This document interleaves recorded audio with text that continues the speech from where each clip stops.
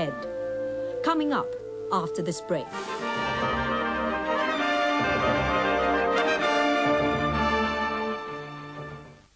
Terror strikes in Never Never Land.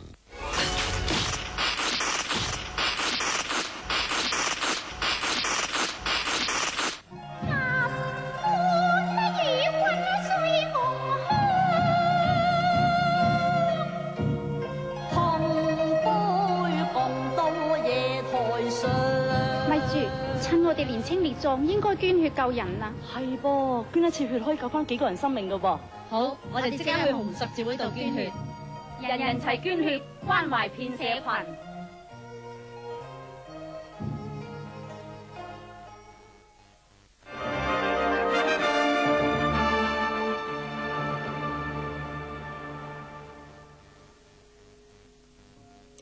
In the early years, British businessmen made large investments in Hong Kong. They wanted to develop the colony as a trading base. But up north, the Qing government was forced to open more ports in China. This affected Hong Kong's status and development. About a dozen or so years after the British took over Hong Kong, southern China became engulfed in a rebellion. Armed troops of triads went on the rampage against the Qing government, forcing many more mainlanders to flee to Hong Kong. Unlike earlier settlers, many of these refugees came from wealthy families. In the Pearl River Delta, there was this kind of the Triads rebellion. And after this Triads rebellion, there were unrest in the South China area. And some of the wealthy Chinese at that time decided to move over to Hong Kong. And so in Hong Kong, we have the first batch of wealthy Chinese, what they consider as respectable Chinese. During this time, the United States and Australia were hit by a gold fever. The prospects for riches drew many more Chinese to leave China via Hong Kong for North America and the South Seas. This boosted Hong Kong as an entrepot. Some of the very clever merchants in Hong Kong, they developed this kind of what we call the Nam Bak Hong trade. They export items coming from mainland China and basically foodstuffs, and they ship it to North America to satisfy the needs of the Chinese over there. The Nam Bak, or South-North Hongs, still thrive in Sheung Wan today. In the early days, they specialized in re-exporting Chinese foodstuff, medicine, and daily appliances to the overseas workers. Chinese traders who came south to Hong Kong, such as the family of Sir Kenneth Fung, opened a string of companies, including a native bank and South-North Trading Hongs. Sir Kenneth says his ancestors had a difficult time in the beginning. 都好艱難啊，步步為營啊，我哋做南北行，中國式啊，講信字啊，揸住個算盤仔咁，你想買我呢幫貨呢咁啊，大家佢同我兩個咁，我賣手你啊買家咁啊，第啲人喺書都睇唔到啦，揸。However, when interviewed in English, Sir Kenneth said it was not hard to start a business. Was it difficult for people like your father to start business in Hong Kong? No problem at all. It's, even in those days, all free trade except opium and dutiable things like cigarettes and all the other things, no problem. Some of the early Chinese traders, such as Li Xing, started in banking and then bought property. 有好多限制㗎，即係早期如果你要響中環啲深嗰度唔得㗎，嗰度就係佢哋嘅即係唔屬於環嘅地方，即係所以我哋就算沿海咧，都係用嗰啲倉地同埋嗰啲地方就發展我哋自己嘅環嘅鋪頭。 So the Chinese settled in Sheung Wan and Western District. As they prospered, they managed to buy land in the city centre. For a time, the peak down to the mid-levels were reserved for Europeans. Only when the Chinese attained higher economic status were they allowed in. The first person with Chinese blood to live on the peak was Sir Robert Ho Tung. No written rule, but they all know that we can't go there. We can't live up in the peak. Sir Robert Ho Tung later on managed to own properties up in the peak. He was the exception.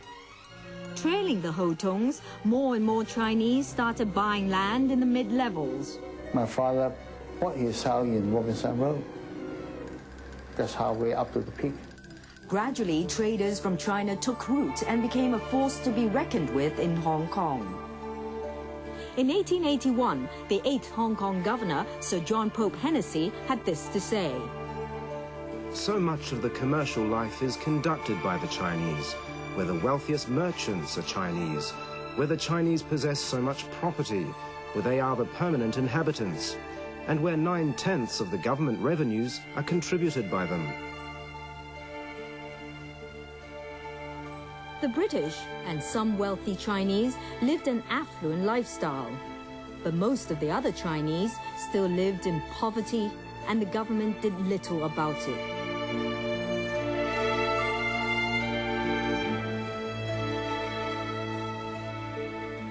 The Chinese live in very poor conditions in the Taiping Shan area, and the government didn't do anything to improve the living condition. The sanitation was very poor, and the water was unclean. The whole philosophy of government in those days, not only in the colony but at in the metropolitan government as well, that the sense of welfare actually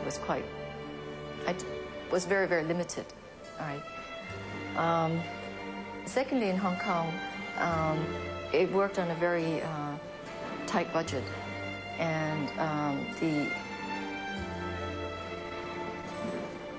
the colonial government was given to understand that the British government would not subsidize them in any way. So they were on their own, they have to rely on their own resources. It fell to some influential Chinese to take up the banner for their less fortunate compatriots.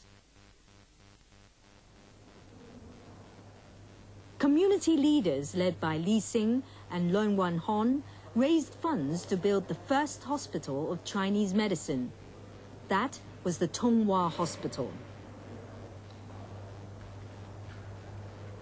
呢啲相咧，如果大家知道個歷史嘅話咧，就好有趣嘅，因為呢度咧係包羅咗由1870年到依家整個華人社會裏邊最有影響力嘅人，亦都幾乎包括咗香港最有錢嘅華人㗎啦。Tung Wah Hospital was established in 1870. Besides dispensing medical services, it acted as a spokesman for the masses, which were isolated from the government, and it became their standard bearer. The government started to take note of the Chinese. In 1880, Governor Sir John Pope Hennessy appointed Wu Ting-fang into the Legislative Council. He was the first Chinese to enter Hong Kong's political arena. But relations between the Chinese and the expatriates took a turn for the worst over the leasing of the new territories.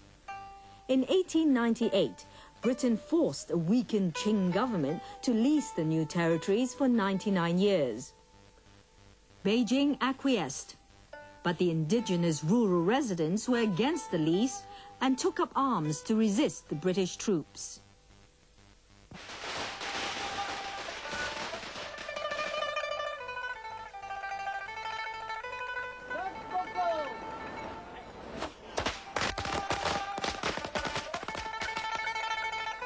Military records depict a fierce battle on the slopes of Sheung village, with the native residents wielding primitive weapons to repel the modern guns of Britain's forces. One conflict was fought here at Gat Hing Wai. 英軍呢，佢用重炮圍攻我哋錦田鄉吉慶圍、太康圍。喺林村坳咯，條友嗰處嚟噶嘛。我哋喺三皮啦嘛，最激烈。譬如而家個炮死好多啊！我哋啲人。This dilapidated Dak village hall in Yuen Long has not been renovated in many years. But inside, memories of the anti-British rebellion are preserved in the inscriptions of names of indigenous residents who had died in the resistance.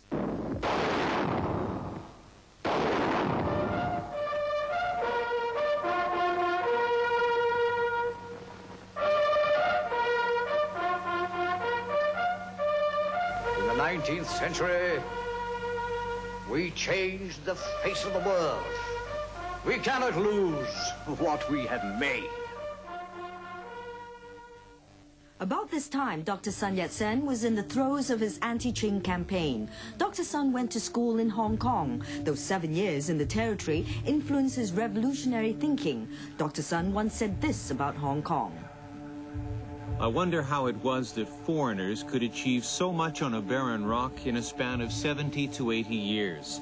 Yet after 4,000 years of civilization, China has no place like Hong Kong. Why? Dr. Sun's revolutionary movement drew much support from the Hong Kong Chinese. A government report at the time noted that the locals not only sympathized with the revolution, they were intensely emotional about it. The Qing dynasty was finally toppled in 1911, and the Republic of China was born. People celebrated across China and in Hong Kong. The Hong Kong government reacted by banning such celebrations and donations to Dr. Sun's cause. The move further infuriated the Chinese. In July 1912, newly appointed Governor Sir Henry May was shot at by a gunman, aggravating an already tense situation between the Chinese and the government. In China, the nationalist government took hold, but soon the nation deteriorated into another period of turmoil. Warlords staked out territories and fought to defend them. Later, nationalist forces were pitched against the emergent communists in an outright civil war. The unrest drove more mainlanders to flee to Hong Kong, swelling the territory's population and filling its streets with the homeless. The colony's economy slumped. In 1938, its population topped 1 million for the first time. But the refugees from Guangdong and Shanghai gave Hong Kong new impetus. It was only in the year 1949 that it's what we call a turning point in the history of Hong Kong. Because after that, the whole family would move over and actually settled in Hong Kong. Over the years, the British rulers kept their grip on power as the massive influx continued. But as the mainlanders carved out their niche in the territory, Japan invaded China. And Hong Kong entered another chapter of its history.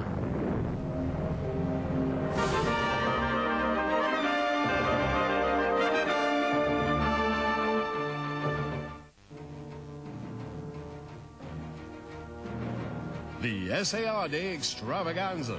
The SAR Day July 1st Reunification Gala in Beijing. Hosted live by Winnie Young, broadcasting live from Beijing tomorrow night at 8:30. Followed by the SAR Day Hong Kong 97 Spectacular. Hosted by Flora Chan and Jeff Wong tomorrow night at 10. History in the making. See it on Pearl.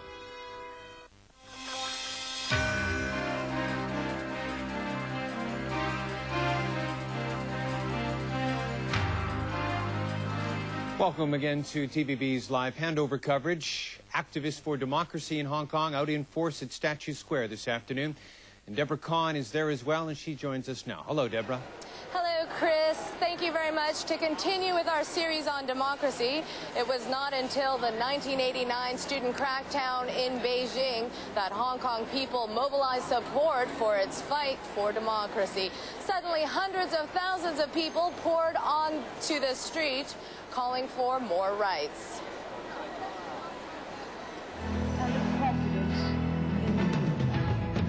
Yeah, I thank you for the privilege of being the silence.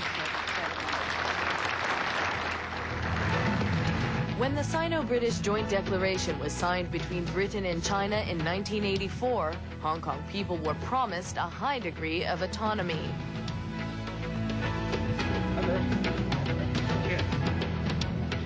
The document stated the territory's capitalist system would remain unchanged for 50 years after the handover, and Hong Kong would have an elected legislature, but the Chinese side refused to elaborate on exactly how elections were to take place.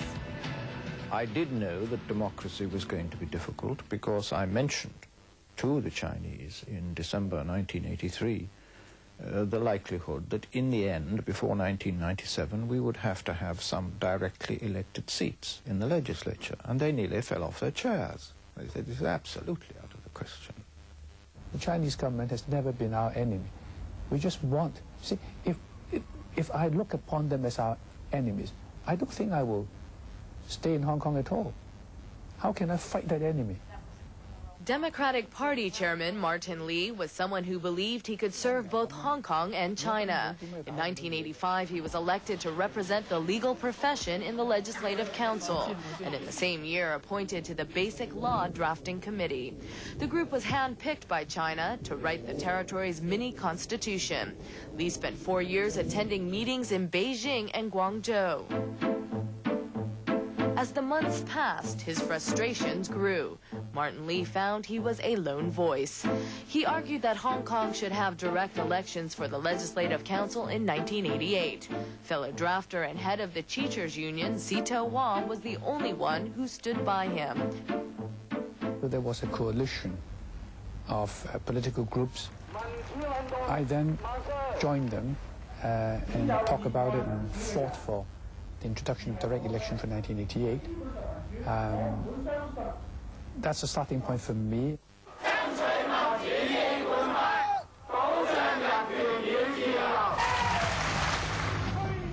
At that time, 190 pro-democracy activists formed the Joint Committee for the Promotion of Democratic Government.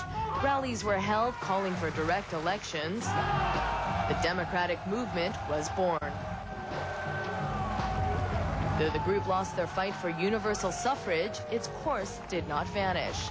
By 1988, the Basic Law Drafting Committee still could not agree on a blueprint for the Basic Law. The pro-Beijing camp was calling for a less democratic system. Pro-democracy groups took their battle to the streets. Signature campaigns were launched, a hunger strike staged. Grassroots professionals and academics later merged with pro-democracy activists to form the United Democrats. Preserving freedoms, human rights, and the rule of law was the basis of their cause.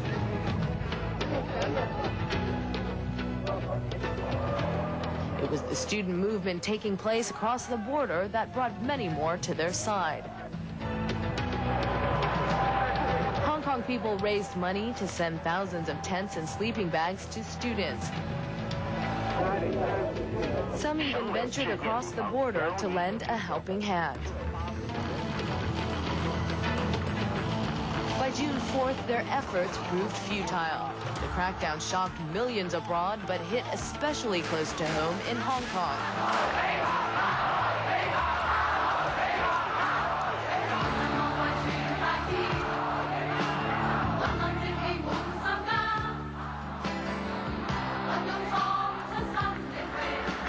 A million people took to the streets in Hong Kong to show their support for the Beijing students.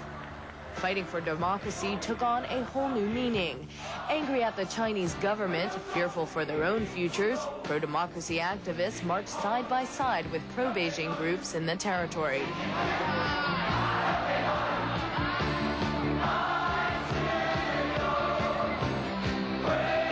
Operation Yellowbird was launched. Members of Hong Kong's wealthy business community donated money to smuggle most wanted dissidents to the West.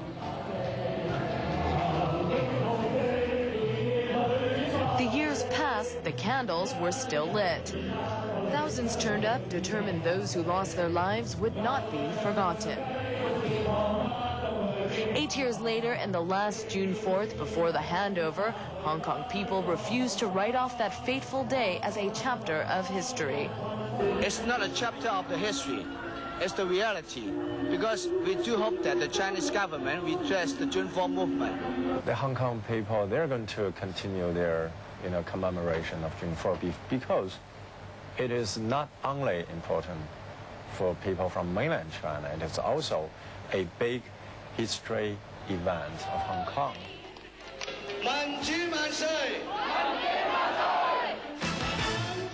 The pro-democracy political groups joined together by forming the Hong Kong Alliance in support of the patriotic democratic movement in China. But with the handover drawing closer, would the future SAR government allow the people of Hong Kong to be the masters of their own political destiny? The Tiananmen crackdown united the democratic movement like nothing else had in the past. That's Deborah Kahn reporting. Deborah will be back during our main news this evening, and we'll have another update at about 3 o'clock.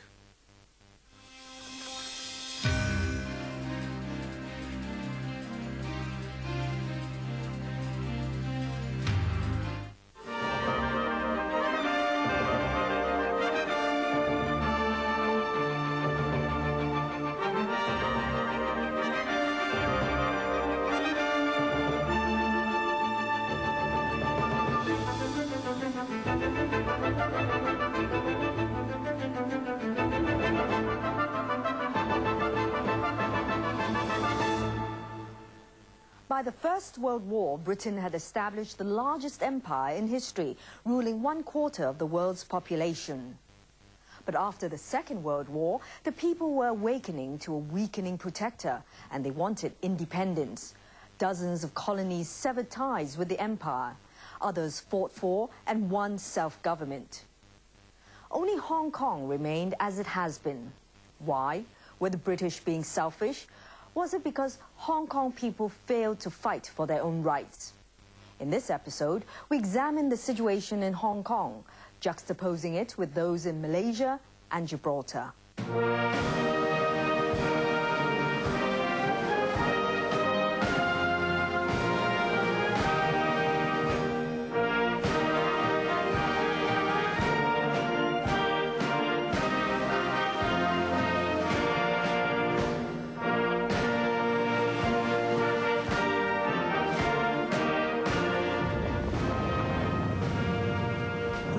Legacies of the days when Rule Britannia ruled the world are preserved in Britain, a testimony to the time when the British had more than 100 colonies in its empire.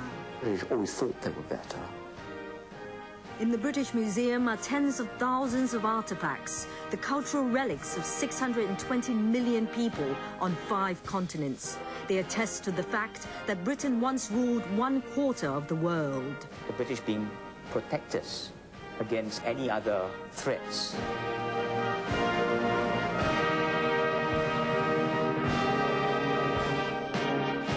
讀書讀到英國國旗無落日，唔錯啊！呢個國家咁厲害㗎係嘛？一個世界都係佢嘅。Once upon a time, wherever the sun shone, there was British territory, giving the empire the accolade of a nation where the sun never sets. Recently, the royal yacht Britannia sailed through the Strait of Malacca on its last voyage, stopping here in Malaysia en route from India to Hong Kong to retrieve the last governor. The Britannia is retracing a route taken over a century ago by British clippers through India, Malaya, and Hong Kong. These 3 places became the brightest jewels in the British crown in Asia. I think all the European countries were going to try and widen out, and the British were very well placed to do it better than others. They didn't plan it, but they were in competition with other European countries, and it goes stage by stage.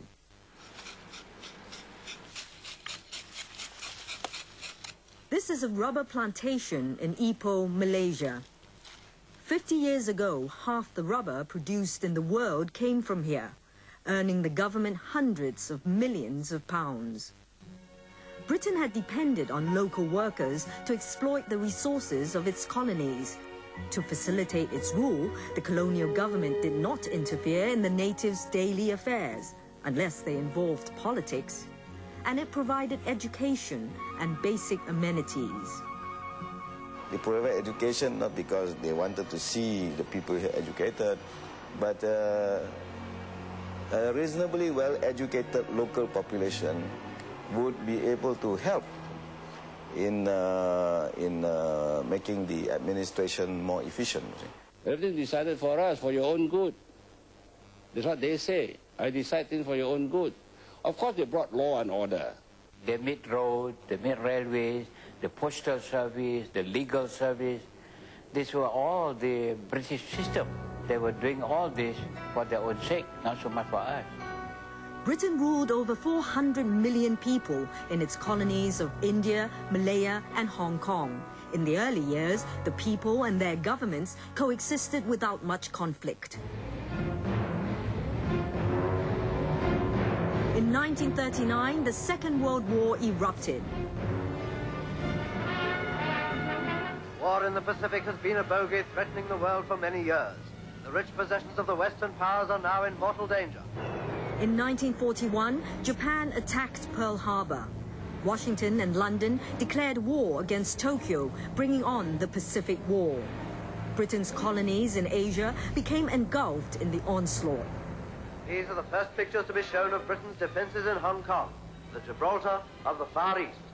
Gateway to China, Hong Kong guards the interests of the empire in this distant corner of the world.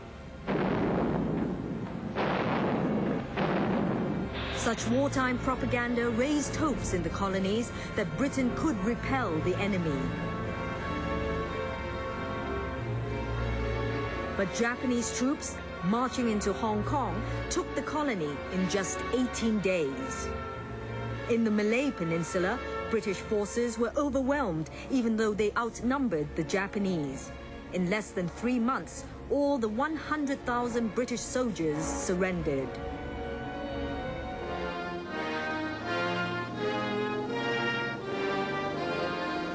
Japanese forces marched in as the British garrison watched, subdued. There was this illusion of white superiority, white supremacy, and the ability of the British to protect the people. This illusion was dispelled, it was gone. It was a myth which was shattered. In Hong Kong, British expatriates were evacuated before the Japanese arrived, but not the Chinese and the Eurasians. When my sister and I applied for evacuation, we were just refused because we weren't 100% British. That hurt very considerably because those were days of deep apprehension in the city. But whilst you couldn't be evacuated, the British administration here also expected Eurasians to defend the territory, isn't that true? Well, all who held British passports or who were Eurasians joined up. But well, Britain had been at war since 1939. Many Chinese also volunteered. I was always surprised that more did not, because China had been invaded by Japan. Japan was the common enemy. Then and since, many have considered that was Britain's war. In fact, shortly after my brother was killed, someone said to her, "Why did your brother fight for Britain?" And my sister replied, "No, my brother fought for Hong Kong." Lin Zhan was a teacher in Hong Kong then. She joined the resistance movement because she couldn't trust the British. I did not think that the British would defend Hong Kong with their full might. Hong Kong is not their own home. It's just a colony as they called. When they like to stay, they would stay. When they like to evacuate, they would evacuate. Lin Zhan's group worked with the mainland-based East River guerrillas, made up of Chinese from both sides of the border. During the years of Japanese occupation of Hong Kong, they helped the Allies gather intelligence about the enemy. One former guerrilla, Lo Feng, says the war had another meaning for Hong Kong people. 呢個作為戰爭嘅洗禮，使到好多香港人個腦瓜清醒啲，唔會好似以前咁樣乜都要寄託到英國人嗰個身上。開始打個問號啦，呢個係咪可靠？在呢個3年零8個月當中咧，證明要靠英國人保護你冇可能，總係要自己保護自己。The Second World War ended in August 1945. On VJ Day, London celebrated, but the war had tempered the strength and aggressiveness of the British Empire. After the war, the people of many colonies, including India and Malaya, began agitating for independence or self-determination. The masses took to the streets, staged boycotts at work and in school, and clashed with the police. Some nations rose in armed rebellion. They wanted to be rid of British rule. The empire started to crumble. After the bluff of the empire had been called by the Japanese in the onslaught of late 1941, early 1942, the only way that the British Empire could restore itself was to go in with a new look, with a new deal. Things must change. The old system had failed. It had let the local people down and it had let the empire down. Something new had to be done. That something new was democratic reforms, which Britain introduced in some of its colonies. London hopes that elections and local representation in government could ensure the continuation of British rule. Merdeka, Merdeka, Merdeka, Merdeka. It means independence. Merdeka, Merdeka, Merdeka. And shouting, whole country was shouting Merdeka. Get out, British, get out. British, get out. You want independence, you want freedom. So they knew it. They couldn't stay. We are libertarians! We are not Spanish! Even in Gibraltar, which remains a British colony, the people fought for and won self-government. Britain had taken the rock from Spain in the 18th century for its strategic value. The defense of the fortress had long been the raison d'etre of Gibraltar, but it hit home the hardest in the Second World War, when anyone who could play no part in the defense, the women, the children, the old and the sick, were all evacuated to North Africa, Britain, as far away as Jamaica, leaving the men with their big guns. But what began as a strategic move evolved into a prolonged and agonizing separation of families and became the catalyst for local Gibraltarians pushed for self-government. It was a long way and we had to fight step by step. And we didn't want to ask for everything at the same time. We weren't going to get it. We got the city council, we fought for the legislative council. 10 years after the war, more than 50 colonies in the British Empire had won independence or at least self-government. Hong Kong also had a chance at democratic elections and even self-government, but it was not to be. We'll examine the reasons why after this break.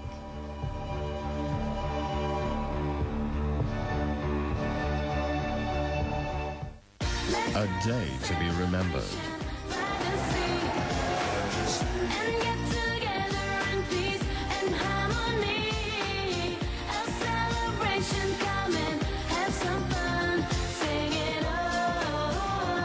Pearl's motion picture premiere.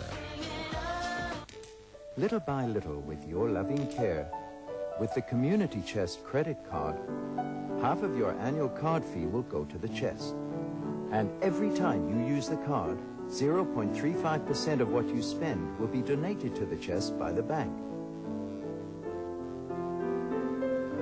You don't have to spend extra to help those people in need. So get a Community Chest credit card now.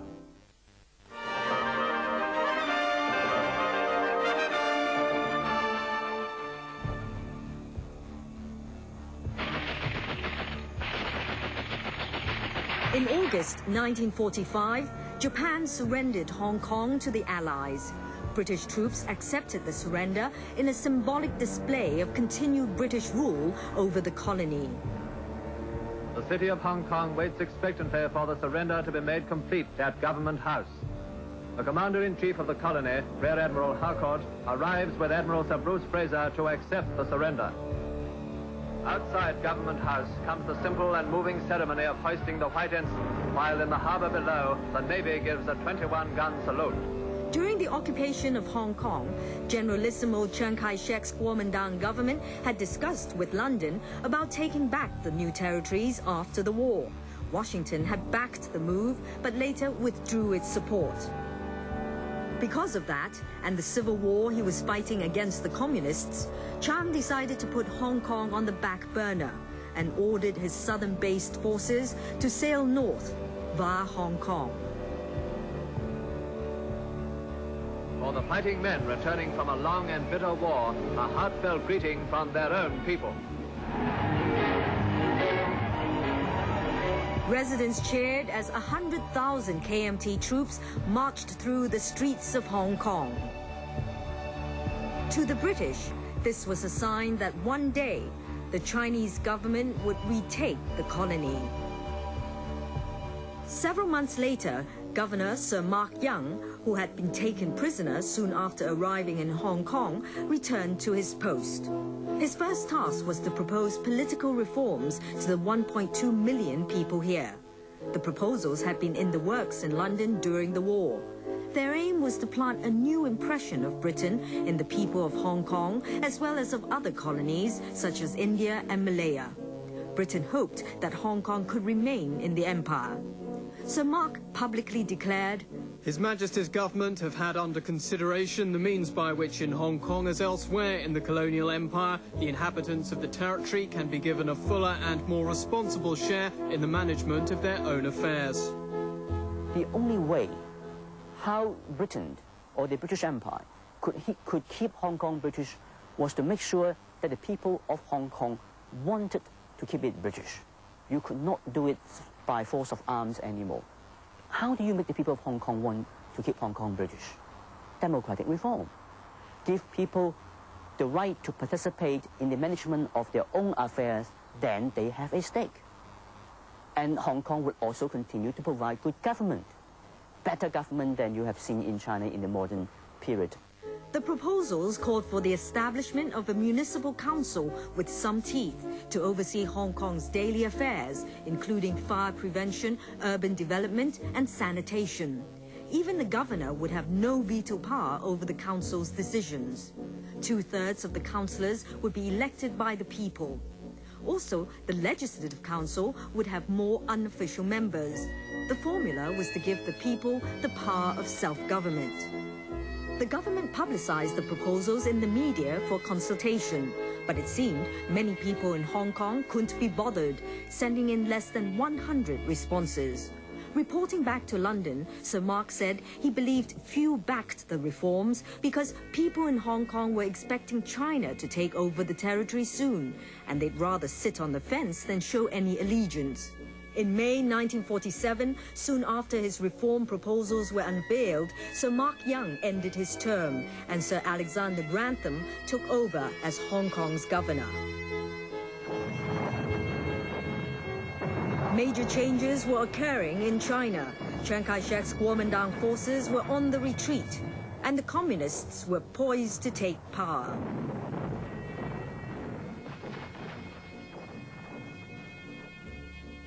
In Hong Kong, Sir Alexander amended his predecessor's proposals, effectively shelving Sir Mark's plans for reform. In April 1951, Sir Alexander wrote to London, So long as the emergency persists in the Far East, giving Hong Kong people more immediate and material problems to cope with, there is probably no objection to leaving constitutional reform in cold storage. Mark Young thought of it in that early period, immediately after the war. But then you had got the civil war in China was still continuing, and the KMT forces were retreating towards the south. This was not the time the local leaders advised to be experimenting with elections and so on. Sir Mark Young's reform plans were dropped after 6 years in the pipeline. and Britain was slowly but surely realizing that Hong Kong was rather unique among colonies. In his memoirs, published in 1965, Sir Alexander Grantham wrote, "The problem in Hong Kong is different from that in other colonies, for Hong Kong can never become independent. Either it remains a British colony, or it is reabsorbed into China as a part of the province of Guangdong." London was terrified because, but now we have a communist government in China. We are not talking about a corrupt government of Kuomintang, which was so ineffective that it wasn't much of a real threat. The communists were efficient, effective, powerful. They could infiltrate Hong Kong. So London procrastinated for a while. On October 1st, 1949, the People's Republic of China was established. On October 7th, the People's Liberation Army advanced to Shenzhen. Many people thought China would take back Hong Kong. 英国人们也担心，我们会重生，过这个深圳河。当时这个解放军就接到命令了，这个停止前进，是吧？到深圳就为止，是吧？另外就是在这个珠江口呢，也解放了一些万山群岛啊、珠江口的一些岛屿啊，都解放了。那么就是没有到香港去。Actually, the Chinese communists had decided not to take back Hong Kong for the time being. And the British knew it. The public statements going back to the 50s, making it clear that the position of the Chinese government was that the treaties were unequal, that Hong Kong was part of China, and that China would, in due course, when the time was ripe, recover sovereignty over Hong Kong. This was the background against which British post-war colonial administration of Hong Kong was carried out. In the early 50s, the Korean War broke out. A US-led embargo was imposed on China. So, in a twist of fate, Hong Kong's status quo became vital to Beijing because it needed the colony as its window on the world. 他知道给中国动武大概不会有什么好的结果。按照中国的估计，他一定会拉着美国跟他一块来防守香港。那么在中国政府、中国领导人看来，那么与其叫美国取而代之，就是取英国而代之，那么占领了香港，这还不如继续留在英国人手里。 But for the next 2 decades or more, Britain did not introduce political reforms in Hong Kong, even though it had to consider ways to perpetuate British rule here, knowing that China was in no hurry to retake the colony. Governor Chris Patten said this about that period. If Britain behaved in Hong Kong as it was behaving in its other colonies, that would give people in Hong Kong the impression that, like other colonies, they were going to become independent. And that was something, of course, which Chinese officials were very much against and which wasn't possible because of history. But then, democratic reform was far from most people's minds.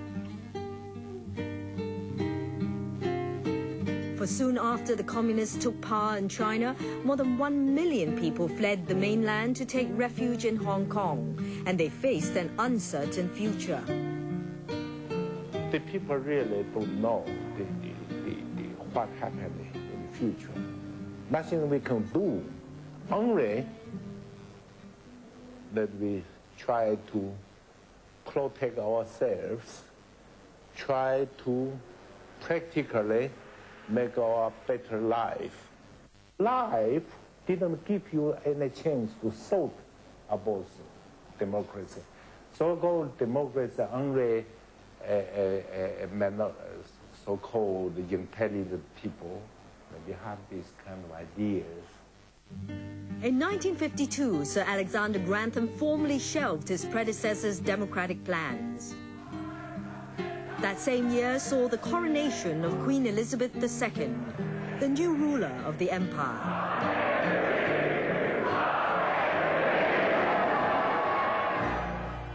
But by this time, many of the empire's colonies had won independence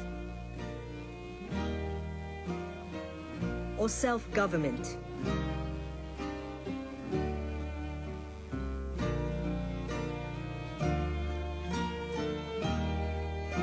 But Hong Kong, with the overriding China factor, remained under British rule.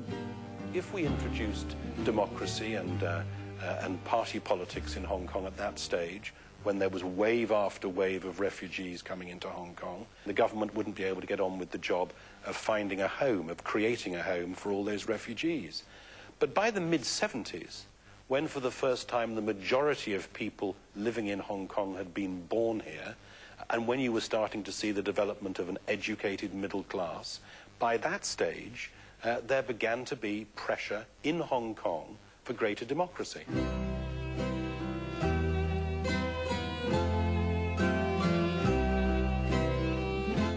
A lifetime commitment. I want to be married. An indecent proposal. I want your girlfriend for the weekend. Can Nicolas Cage recapture the woman he loves? Honeymoon in Vegas, Wednesday night at 9:30.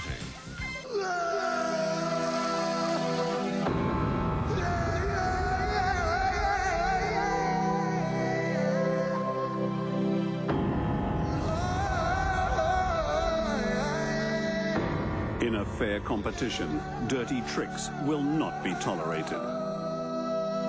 The ICAC will always be on the side of justice. Play fair, or you won't play at all. Hong Kong, our advantage is the ICAC.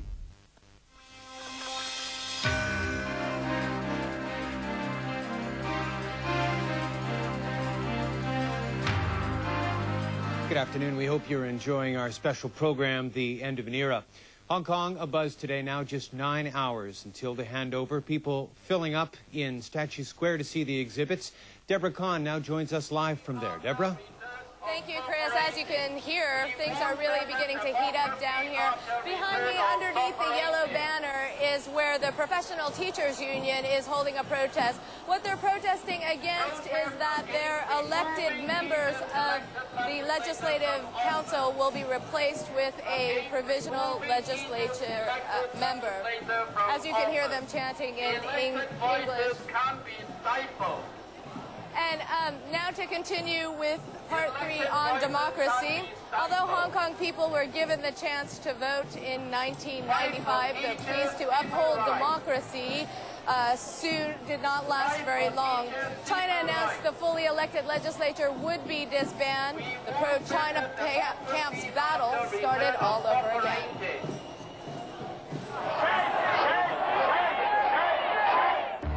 During the months after Tiananmen, the focus turned from fighting for democracy to finding a way out. Hong Kong people wanted British nationality.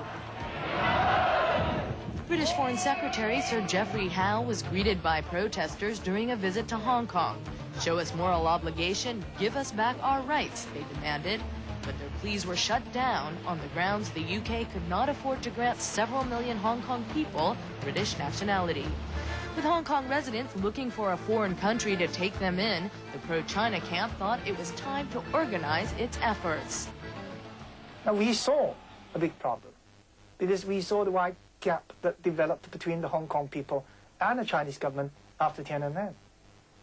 And in order for this one country, two systems arrangement to succeed, we knew that we had to sort of rebuild a working relationship between Hong Kong and Beijing. Zhen Yuxing was one of the founding members of the Democratic Alliance for the Betterment of Hong Kong. The party made up of pro-China unionists and leftists formed to give pro-China activists a greater say in politics. Although all parties were calling for democratization in Hong Kong, they could not agree on what pace it should come at. The Democrats wanted it immediately. The pro-China camp thought it should be sent at a slower pace. The Basic Law Drafting Committee was still haggling over the issue of how many directly elected seats the future legislature should have. Britain and China reached a secret deal. 7 secret letters were exchanged between the British and Chinese governments. Without consulting Hong Kong people, both sides agreed 18 seats were to be directly elected in 1991 and 20 in 1995. The announcement infuriated the Democratic camp and its supporters. Martin Lee and Sito Hua charged it was a breach of the joint declaration. The pair burnt a mock copy of the Basic Law in disgust.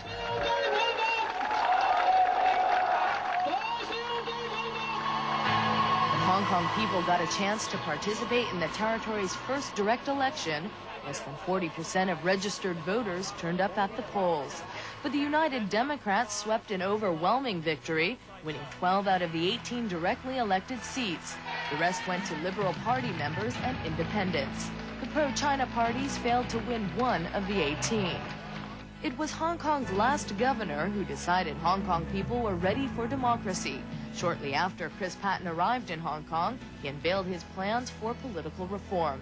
His package was later endorsed by the Legislative Council. The voting age was to be lowered from 21 to 18, new functional constituencies added, and old ones expanded, and all district board seats elected. The Democrats once again swept a landslide victory, gaining the most seats won by a single party. The DAB ended up with just 7 out of 60. The pace of democratic progress in Hong Kong reflects a sort of consensus between government and people. But one thing I'm absolutely sure of, and that is whenever you ask people in Hong Kong whether they want a bit more democracy or a bit less, they ask for and vote for a bit more. If you remember, there was a lot of public recrimination and exchanges, and the Chinese said again and again, if you go on with this, you know what will happen. And Sir Percy Craddock was right in thinking China would not just sit back and accept Patten's reforms. The Chinese government declared there would be no through train. The present LegCo would be disbanded by July 1st and replaced by a provisional legislature until the 1998 elections. In the months to come, China handpicked an advisory body known as the Preparatory Committee. Its task was to establish a selection committee which would pick Hong Kong's future chief executive and provisional legislature members. The provisional LegCo was selected. The members were mostly pro-China, with not a single member from the Democratic Party chosen. An attempt to launch a judicial review against the Provisional Assembly by the Democrats failed. 70-year-old Ng King Lung was granted legal aid to pursue the case, but a judge later ruled the case was doomed to fail. The provisional legislature held meetings over the border in Shenzhen, passing bills that would go into effect after the handover.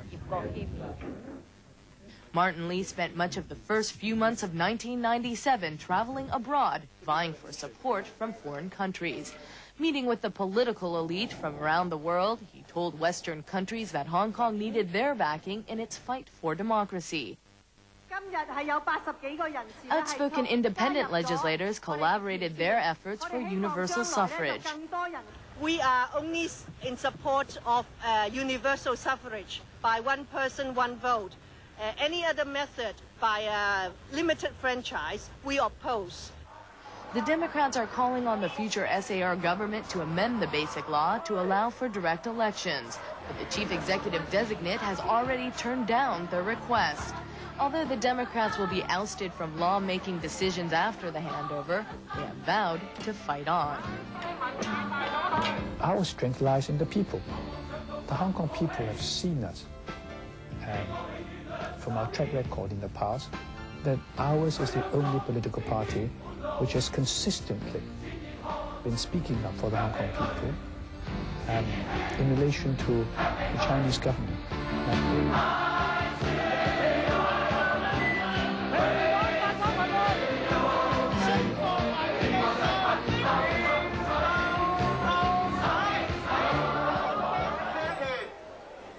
Now, despite the rain, several hundred people have come down here to check out different exhibitions and participate in protests.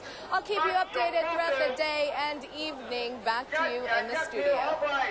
Thanks, Deborah. Later this afternoon, we will be live from Government House for the final departure of Governor Chris Patten. Stay tuned.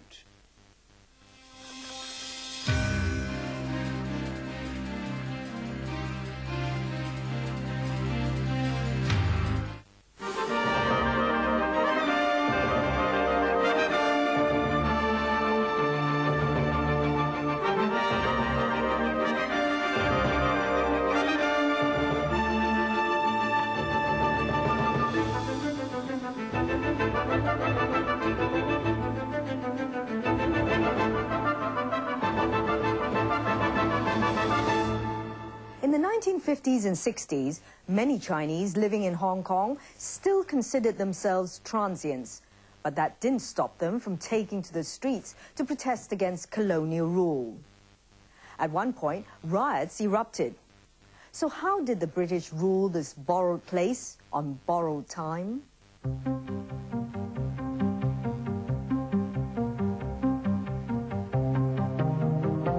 Hong Kong today is an epitome of success, and much of it is due to a concerted effort to rebuild the ravaged colony after the Second World War in 1945, when Japan surrendered and Britain resumed its rule over Hong Kong.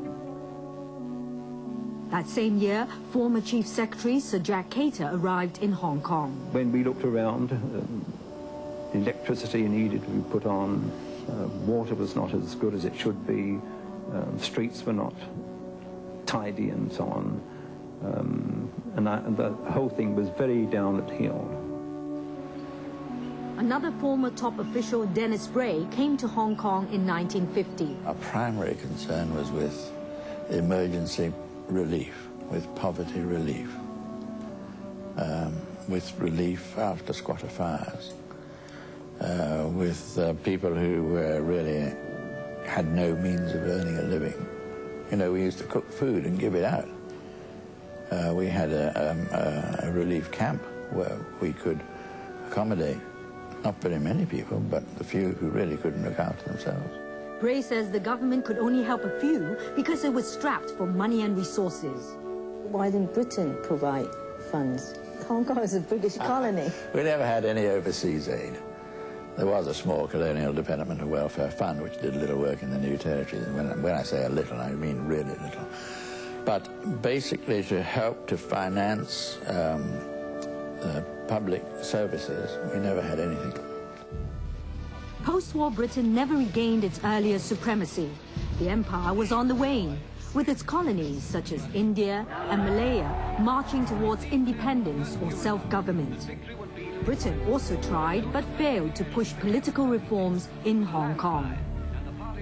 But as the communist regime took power in 1949, hundreds of thousands of people fled China for Hong Kong, more than doubling the population here to 2.5 million. Many of the refugees lived in cramped huts, but the government didn't have a long-term policy to resettle the newcomers. No, this is a borrowed place, borrowed time. Even that, they try to keep. One day more is much better, one day more. Until the last day, they cannot keep. I didn't see any kind of long plan.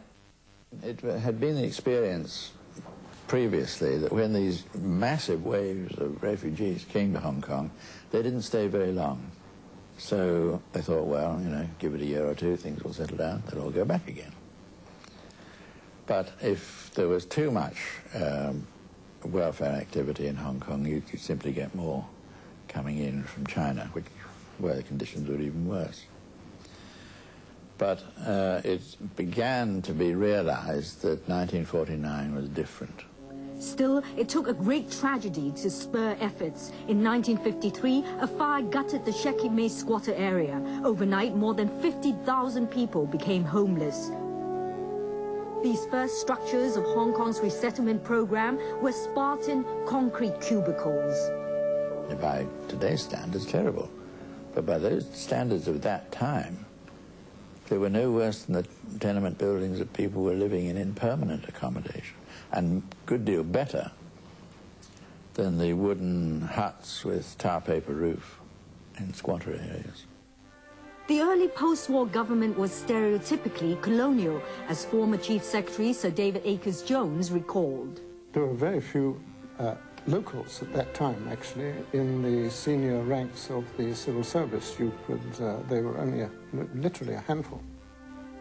10 years after the war, there were still only a few Chinese officials in the administrative ranks. Paul Choi, Chang Dong-choi, and Li Fok-kao. The Chinese were denied perks enjoyed by British colleagues of the same rank. We may be very senior, but as locals, we were not given quarters. And at that time, we were not even given housing allowance. So we might be living in Wan Chai, Whereas our junior executive officers, if they are expatriate, would automatically be allocated a flat up the Peak or Albany or whatever. Paul Cho was the first Chinese administrative officer. He rose relatively quickly to become the Secretary for Chinese Affairs. His son Lawrence cites an account of a dinner his father had with his colleagues at the time of his promotion. They were speculating some other European